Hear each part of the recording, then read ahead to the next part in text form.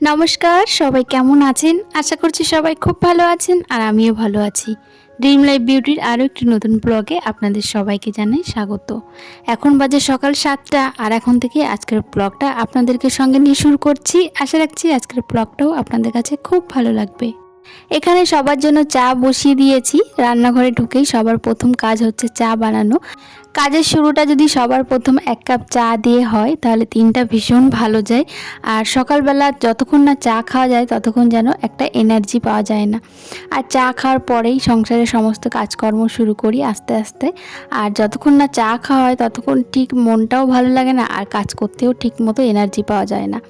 তো এখানে সবাই ঘুম থেকে উঠে পড়েছে, সবার জন্য চা বানিয়ে নিয়েছি। ৬ জনের জন্য ৬ কাপ, আর এই কেটলিটাতে ৫ কাপ চা ধরে। তো ১ কাপ চা ধরে না, তো সেই জন্য আমার জন্য আগেই ১ কাপ চা নিয়ে নিলাম আর বাদবাকি চাটা বাইরে রেখে আসলাম। একটুখানি টাইম নিয়ে বসে বসে চা খেয়েছি, তারপর সকালে রান্না বান্না শুরু করে দিয়েছি। আজকে সকালে ভাত বসানো হয়েছে। আজকে সকালবেলাতে আর রুটি বানাবো না। এই গরমের মধ্যে না সকালবেলাতে রুটি খেতে একদম ভালো লাগে না। তবে যেদিন যেদিন ছোটদার অফিস থাকে না সেদিন কিন্তু ভাতই বসানো হয়। আর ভাতটা বসানো হয়েছে কাঠে। আর আজকে সকালবেলা সেদ্ধ দেবো আলু আর উচ্ছে। আলুটা এদিকে আমি ছাড়িয়ে নিচ্ছি, উচ্ছেগুলো কাটা হয়ে গেছে। 3টে আলু আর 3টে উচ্ছে সেদ্ধ দেবো। ওদিকে সোনার বাবার কাজ আছে। সোনার বাবা সকাল সকাল সেদ্ধ ভাত খেয়েই যাবে। খুব সকালে না ভাত খেতে চায় না, আবার না খেয়ে বেরোলেও হয় না। তো সেই জন্য আলু উচ্ছে সেদ্ধ দিয়ে ভাত খেয়ে যাবে। আর সোনার বাবা কিন্তু আলু উচ্ছে সেদ্ধ বা টমেটো সেদ্ধ এগুলো খেতে কিন্তু ভীষণ পছন্দ করে গরম ভাতে। তো বেশি কিছু লাগে না। তো এদিকে আলু আর উচ্ছে সেদ্ধ দিয়ে দিচ্ছি, আর তার সঙ্গে করব একটুখানি বড়া। গত 17ই মার্চ ছিল ছেলের জন্মদিন। ছেলের 7 বছর পূর্ণ হয়ে এই 8-এ পা দিল। খুব তাড়াতাড়ি সময় চলে যাচ্ছে। দেখতে দেখতে 7টা বছর পূর্ণ হয়ে গেল। মনে হচ্ছে যেন সেই তো দিন নার্সিং হোম থেকে ওকে নিয়ে আসলাম। তারপর দেখুন 7 বছর পূর্ণ হয়ে গেল। আবার দেখতে দেখতে 10 বছর 12 বছর এরম করতে করতে একদিন বড় হয়ে যাবে, তাই না বলুন? তো যাই হোক, কী আর করা যাবে, বড় তো হবেই। আমরা যেমন ছোট থেকে বড় হয়েছি, ও তেমন ছোট থেকে আস্তে আস্তে বড় হয়ে যাচ্ছে। তবে ছোট্টবেলার দিনগুলো খুব মিস করি। এখন মনে হয় যে সেই ছোটবেলার দিনগুলো কি ভালো ছিল। এখন তো 7 বছর হয়ে গেছে, তার থেকে যখন ছোট ছিল 1 বছর কিংবা 1.5 বছর 2 বছর ছিল, সেই সময়ের স্মৃতিগুলো ভীষণ মনে পড়ে। আর মোবাইলে তো অনেক ভিডিও ছোট ছোট আছে, সেগুলো দেখলে ভীষণ ভালো লাগে। ছেলের জন্মদিনটা ঘরোয়াভাবেই ছোট্টখাট্টো করে করা হয়েছে। আশেপাশে কিছু বাচ্চা ও তার বন্ধুদের সঙ্গে ঘরোয়াভাবে ওর জন্মদিনটা পালন করা হয়েছে। যেহেতু ঘরোয়াভাবে হয়েছে সেহেতু ঘরের সমস্ত রান্না বান্না কিন্তু আমি আর ওর কাকি দুজনে মিলেই করেছি। তো ভীষণ টায়ার্ড হয়ে গেছি, দুজনে মিলে সমস্ত কিছু করেছি যেহেতু। আর আজকের ভিডিওটা তার 2 দিন পরে। ভেবেছিলাম জন্মদিনের কিছু কিছু মুহূর্ত ভিডিও রেকর্ড করে আপনাদের সঙ্গে শেয়ার করব, কিন্তু এতটাই ব্যস্ত ছিলাম যে তার কিছুই করা হয়নি। তখন মনে হয়েছিল থাক, কিছু ভিডিও করব না। আর এত ব্যস্ততার মধ্যে না ভিডিও করাও সম্ভব হয়ে ওঠে না। তবে কিছু ফটো তুলেছি, সেগুলো ভাবছি আপনাদের সঙ্গে একটা পোস্টের মাধ্যমে শেয়ার করব। তো যাই হোক, এদিকে সকালের তো ভাত রান্না হচ্ছে, ওদিকে আলু উচ্ছে সেদ্ধ দিয়েছি। আর গতকালকে না এই যে মটরগুলো ভিজিয়ে রেখেছিলাম ডালের বড়া করব বলে। তো বেশ কিছুটা বেশি করেই ভেজানো হয়েছে, কিছুটা বড়া করব আর কিছুটা বড়া দিয়ে তরকারি করব দুপুরের জন্য। তো মটর ডালগুলো খুব ভালোভাবে তো ভিজে গেছে, যেহেতু গত রাত্রেবেলায় একদম ভেজানো ছিল, অনেকটা টাইম ধরে ভিজেছে। আর ডালগুলো না ভীষণ ভালো। তো এদিকে দেখুন মিক্সিতে আমি খুব ভালো করে পেস্ট করে নিয়েছি, কয়েকটা কাঁচা লঙ্কাও দিয়ে দিয়েছিলাম। আর এখন বেশ খানিকটা পেঁয়াজ কুচিয়ে নিয়েছি। পেঁয়াজ, তারপরের মধ্যে কালো জিরে, লবণ, হলুদ দিয়ে, আর কাঁচা লঙ্কা তো আগেই দিয়েছিলাম, পেস্ট হয়ে গেছে একেবারে, সেই জন্য আর লঙ্কা কুচিটা দিলাম না। ভালো করে মাখিয়ে এবার একটু বড়া করে নেব।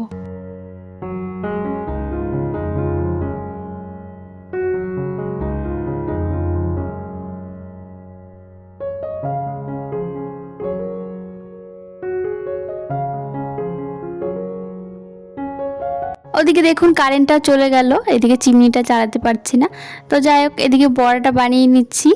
আর কিছুটা সাদা তেলের মধ্যে দিয়ে দিলাম। সাদা তেল দিয়ে বড়াটা ভাজা হয়, তবে সাদা তেল আমাদের বাড়িতে আনা একদম বন্ধ করে দিয়েছে। এই মাসে 1 প্যাকেট জোর করেই আনা হয়েছে। দেখুন, খাওয়া তো স্বাস্থ্যকর নয় জানি, তবুও ওই ভাজাভুজির ক্ষেত্রে না একটু সাদা তেল না হলে চলে না। তো সেই জন্য 1 প্যাকেট জোর করেই বলতে পারেন সাদা তেল আনা হয়েছে। তো এদিকে বড়া ভাজছি, বেশ খানিকটাই কিন্তু ডাল ভিজিয়েছি। এখন কিছুটা বড়া ভাতের সঙ্গে খাবো। গরম গরম ভাতের সঙ্গে না এই ডালের বড়া ভীষণ ভালো লাগে। আর এই ডালের বড়া দিয়ে তরকারিও কিন্তু আমার খুব ভালো লাগে।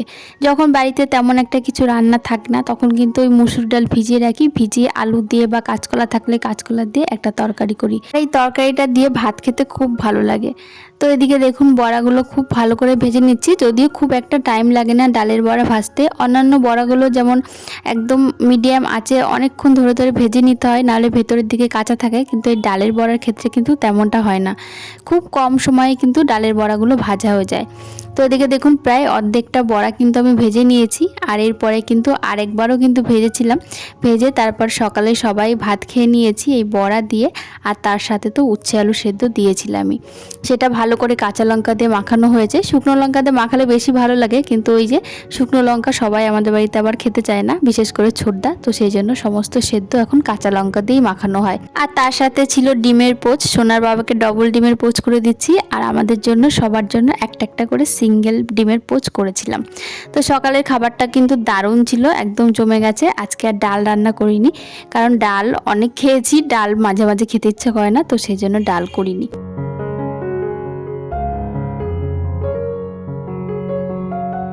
সকালের খাওয়া দাওয়া করে আবার অনেকক্ষণ বাদে কিন্তু রান্নাঘরে চলে আসলাম দুপুরের রান্নার জন্য।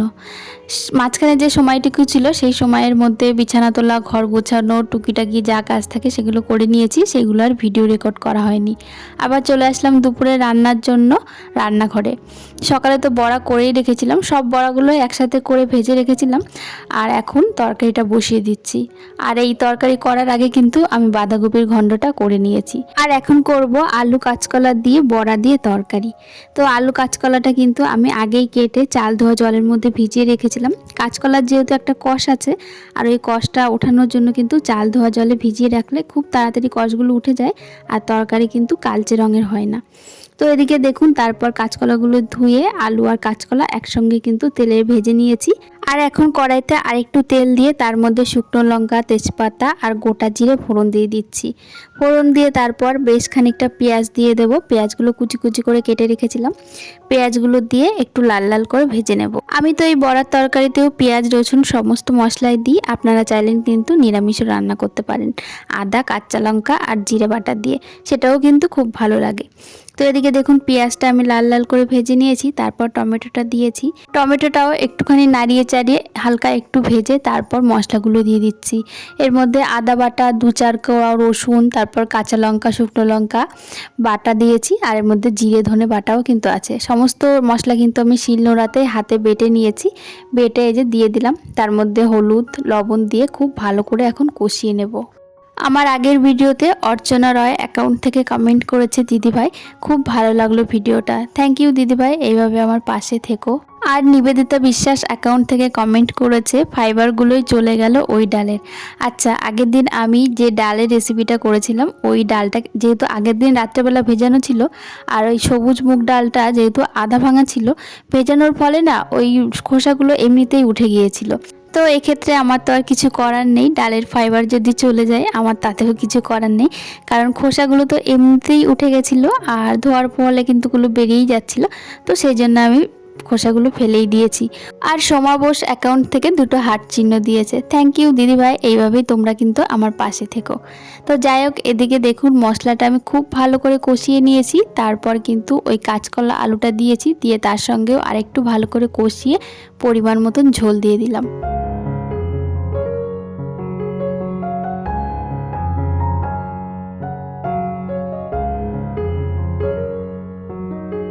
ঝোলটা এদিকে ঢাকা দিলাম, ঝোলটা ফুটতে ফুটতে এদিকে রান্নাঘরে কিছুটা অংশ আমি পরিষ্কার করে নিচ্ছি, কারণ রান্নার পরে না সবটা রান্নাঘর পরিষ্কার করতে বেশ খানিকক্ষণ তো সময় লাগে, আমার তো 20 থেকে 25 মিনিট সময় লেগেই যায়।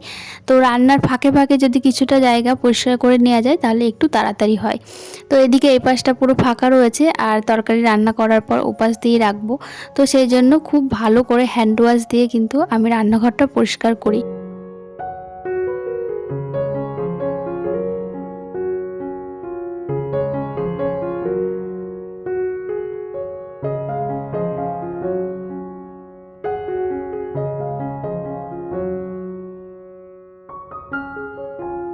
এদিকে কাউন্টার টপ কিছুটা মুছতে মুছতে এদিকে ঝোলটা আমার ফুটে গেছে।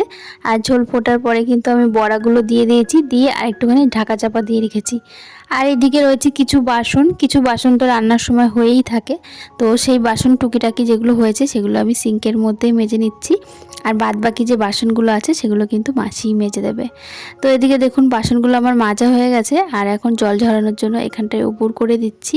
শুকিয়ে গেলে তারপর ঝুড়ির মধ্যে রেখে দেবো। তো ওদিকে ঝোলটা আমার ফুটছে, আর ঝোলের মধ্যে লাস্টে একটুখানি দেবো গরম মশলা। গরম মশলা দিলে খুব ভালো হয় এই তরকারিটা, সেন্টটা খুব সুন্দর বেরোয়।